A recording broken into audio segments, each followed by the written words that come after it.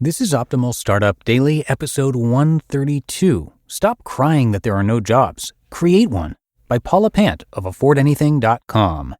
And I'm Dan, I'm your host, and welcome to Optimal Startup Daily, where I read to you from some of the very best blogs on entrepreneurship that we can find.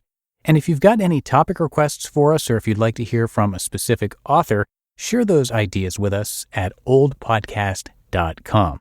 Now, today's post is from an author regularly narrated over on Optimal Finance Daily, so I read her a lot over the years when I was the host of that show, but today's the first time that I'm sharing her work here. So I'll tell you more about Paula after the reading, but for now, let's get right to it and start optimizing your life. Stop crying that there are no jobs. Create one, by Paula Pant of AffordAnything.com. Last week, I jetted to New Orleans for a journalism conference and then zoomed to Chicago for a bloggers conference. After seeing these groups back to back, I had a huge aha moment. I figured out why one group is beating the pants off the other. You see, there's incredible pessimism in journalism circles. Everyone's crying about the lack of jobs. And there's enormous optimism in the blogger community. Everyone's celebrating the zillion ways to launch a career writing online. But why? Why this difference in worldview, given that journalists are the best candidates for becoming paid writers? They're professionally trained, for Pete's sake. It's overly simplistic and wrong to write off journalists as cynics or technophobes. There has to be a deeper explanation, and this week I think I found it. Journalists see the world through the eyes of an employee. Bloggers see the world through the eyes of an entrepreneur. I know I'm generalizing, but in this next story, I think you'll see why. The employee mindset. On my first day at the journalism conference in New Orleans, a man in his mid-50s approached me. Our conversation went like this. Me. What do you do? Him. I'm a journalism professor, so I'm lucky. I have a job for life. But none of my students can find jobs. They're bright, hardworking kids, but they're stuck delivering pizzas. Me. Oh, that's a shame. Him. It's a real shame. The internet took away all the jobs. No one subscribes to the paper anymore. Me. Him. If Craigslist hadn't destroyed all our classified ad revenue, it'd be a different story today. Me. Different, yes. Him. So what do you do? Me. I'm self-employed. I'm a freelancer. Him. Oh, I'm sorry. What do you want to do? Me. Excuse me? Him. Another shame. Talented professionals being forced to freelance because there are no jobs. Okay, let's pause for a second to read between the lines. Can you spot his worldview in his words? This man is terrified. He wants someone else to hand him a job. The more stable, the better. If no one can provide a steady job, he feels hopeless. He doesn't know what else to do. There's nothing wrong with having a job. The problem is conceptualizing yourself as, quote-unquote, stuck delivering pizzas when no one else creates a job for you. Having an employee mindset is different than being an employee. Loads of employees have entrepreneurial mentalities, and that's precisely what makes them such great workers. They understand their boss's perspective. They're also happier at work. Their job satisfaction comes from their confidence that if they got laid off tomorrow, they could fend for themselves. But this guy isn't confident. He's insecure. That's why he wants job security so badly. He doesn't believe in himself. He wants other people, smarter, richer, and probably better-looking people, to create a job and bestow it upon him. You disempower yourself when you believe that someone else must create your job. This man's words are a window into his demoralized worldview. Words like, the internet took away all the jobs. Being forced to do XYZ, deliver pizzas, freelance, whatever, because there are no jobs. And, I'm lucky, I have a job for life. The internet took away all the jobs? Are you freaking serious? That shows a serious lack of imagination.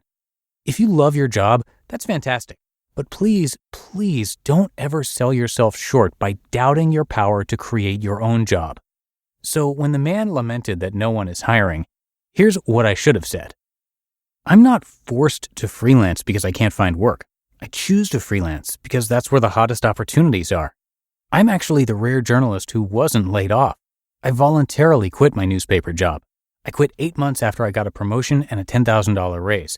Oh, and I loved my job, loved my colleagues in the newsroom, loved my boss. Quit anyway. Now I make more money and have more free time than I did before. Of course, here's what I actually said.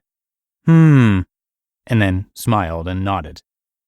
The entrepreneur mindset. The bloggers I met in Chicago highlighted the entrepreneurial mentality. They showed imagination. Not a single person there would ever utter the words, "the internet took away all the jobs," or "I'm forced to deliver pizzas." Of course, a lot of bloggers have full-time day jobs. That's not the point. The point is that they embody a grab-the-reins worldview. They're not motivated by fear. They're motivated by opportunity. I delivered a 1-hour speech at the New Orleans Journalism Conference about how to manage money without a steady paycheck. At the end of my talk, I parted with these words of encouragement. Quote, "Ignore the pessimists who say journalism is dead. It's never been more alive. Journalists are storytellers. Throughout history, people who have wanted to tell stories only had one option: work for someone else. He gets the profit, you get a paycheck. Now, for the first time in history, thanks to the internet, we can take the reins. We're not forced to climb the corporate ladder. We can build rungs underneath. We create a website and use it to fast-track our careers into book deals and speaking engagements. Or we can be like Rafat Ali, a journalist who launched the news website Paid Content in 2002 and sold it 6 years later for $30 million. He loves his work, so he continues to work there as an editor. This is the first time in history that we have freedom and control. This is the first time in history we have the potential for a big payout. This is the best time in history to become a storyteller." You just listened to the post titled, "Stop Crying That There Are No Jobs. Create One" by Paula Pant of AffordAnything.com. And I'll tell you about Paula in just a sec, but first, I want to thank Gusto. Now, I've already shared a lot of great quotes from small business owners talking about Gusto, and I've got even more for you. So here are some real people. Charlotte G. says, "The onboarding process is incredibly easy, and I know I don't have to worry about constantly filing paperwork because Gusto has it all under control for me." And that is very true for us here at Optimal Living Daily. With new hires and more, Gusto has made it super easy and keeps track of all the paperwork that needs to be filed for us. Along those same lines, Jessica H. says, "By using Gusto to manage benefits, there is less paperwork, and I know we are always in compliance." And that's been true for us too at Optimal Living Daily. We recently tried out benefits managed through Gusto, and there was pretty much no paperwork for us to send in. And we've got different contractors in different states with different laws, rules, and regulations, and Gusto just handles it all and more. Right now, our listeners get 3 months free when they go to gusto.com/OSD.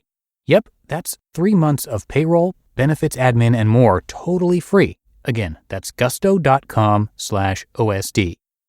And thank you to Paula, who again is typically narrated over on Optimal Finance Daily, so for a lot more content from her, you can check out that show. And a little bit about Paula Pant. She is a podcast host, writer, speaker, and media commentator on financial independence and real estate investing. Her site, Afford Anything, draws 2.5 million annual page views and holds more than 60,000 email subscribers. She is well-traveled, to say the least. She's been to more than 40 countries and speaks at multiple conferences each year, including a keynote address at the World Domination Summit.